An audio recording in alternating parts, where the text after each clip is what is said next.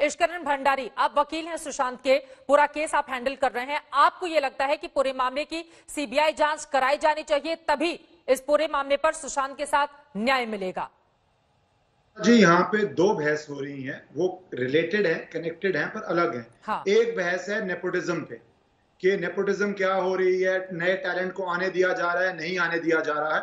दूसरी बात है क्राइम की, क्या क्राइम हुआ है या क्राइम नहीं हुआ है? क्या ये सुशांत सिंह राजपूत एक ट्रेजेडी का केस है, या एक अबेटमेंट टू सुसाइड का केस है, या एक मर्डर का केस है? ये दोनों बहस अलग अलग है। आप जो ये नेपोटिज्म की बहस हो रही है, ये पैदाइश है इस सुशांत सिंह राजपूत केस की, कि पॉलिटिकल चैनल्स नेपोटिज्म और बॉलीवुड पे इस तरह खुल के चर्चा कर रहे हैं, और ये बहुत अच्छी बात है और ये चर्चा होनी चाहिए है, ये और इंडस्ट्रीज में भी होनी चाहिए है। पर अभी मैं सिर्फ क्राइम की बात करूंगा।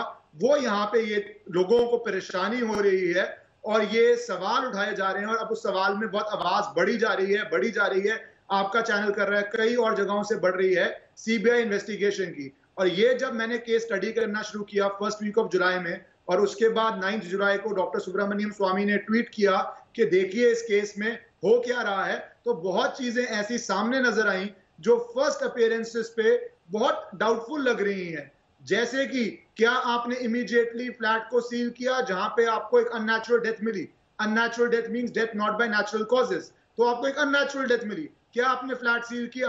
क्या आपने इमीडिएटली फॉरेंसिक किया? मीडिया चैनल्स बता रहे हैं कि शायद 24 घंटे बाद हुआ।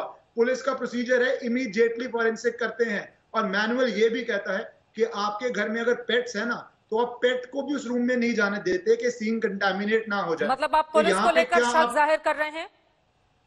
दिख रहा है, ये तो आपके सबको दिख रहा है कि ये कुछ सवाल हैं जिनके जवाब चाहिए, और अगर ये सवालों के जवाब नहीं आ रहे, आज जो ये क्वेश्चंस आ रहे हैं कि महेश भट्ट को समन किया गया, उसको समन किया गया, ये तो पहले हफ्ते में ही होना चाहिए था।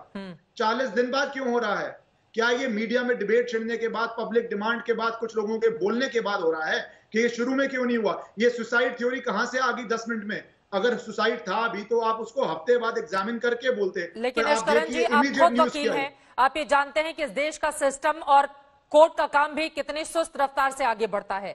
किसी किसी मामले में न्याय लग जाने में कितना समय लग जाता है, इसका एहसास तो आपको भी होगा। अगर किसी को भी हमको बुलाकर उनसे पूछताछ करनी है, तो पहले पूछताछ का एक आधार तो हो, वही हो सकता है इस मामले पर हुआ हो। यही आपने इतने केसेस कवर किए हैं, मैंने भी करे हैं। सुनंदा पुष्कर केस में हम कोर्ट भी गए थे और 1 साल बाद एफआईआर हुई थी। तो आपने खुद ही कहा सिस्टम स्लो है, तो 10 मिनट में सुसाइड कैसे आपने डिसाइड कर लिया? आप उसको मिस्टीरियस डेथ बोलते, आप इन्वेस्टिगेट करते, तो ये इमीडिएट नैरेटिव कहां से आ गया सुसाइड का? तो ये हमारे देश का प्रोसीजर नहीं है, आप भी जानते हैं। ये महत्वपूर्ण बात आपकी ओर से कही गई है, लेकिन चूंकि आप इस केस को लड़ रहे हैं, मैं चाहूंगी कि अब तक आपने क्या कुछ पाया है वो आगे बताएं। लेकिन उसके पहले अनूप जलोटा जी, आप भी उत्तराखंड में जन्मे, उसके बाद मुंबई आपने आपको अपनाया, प्यार दिया, और उसके बाद न सिर्फ देश में बल्कि दुनिया भर में आपकी एक अलग पहचान है। लेकिन आज जो आरोप AR रहमान साहब की ओर से लगाए गए हैं, इसको आप किस नजरिए से देख रहे हैं? कितनी सच्चाई है इसमें? मुझे लगता है ये नेपोटिज्म जो है ये कोई चीज नहीं है, इसमें कोई दम नहीं है। क्योंकि हमारे देश के महानायक अमिताभ बच्चन कोई एक्टिंग परिवार से तो आए नहीं, शाहरुख खान भी नहीं आए, अक्षय कुमार भी नहीं आए, और जो आए हैं उन लोगों में बड़ा दम है। पृथ्वीराज कपूर जी की 4थी जनरेशन है आज हंगामा किए हुए, करीना कपूर तक। वो इस वजह से कि दम था सब में। अब इतने कितने बड़े बड़े आर्टिस्ट हैं, उनके बेटे नहीं आ पाते, वो कोशिश करते हैं 1-2 फिल्मों में, फिर बात नहीं बनती। मेरे पिताजी बहुत बड़े गायक थे, हम 3 भाई हैं, 2 बहनें, कोई नहीं आया, सिर्फ मैं आया। मेरा बेटा, उसमें संगीत का कुछ रंग नहीं है, तो मैंने उसको नहीं सिखाया, उसको संगीत में नहीं लाया।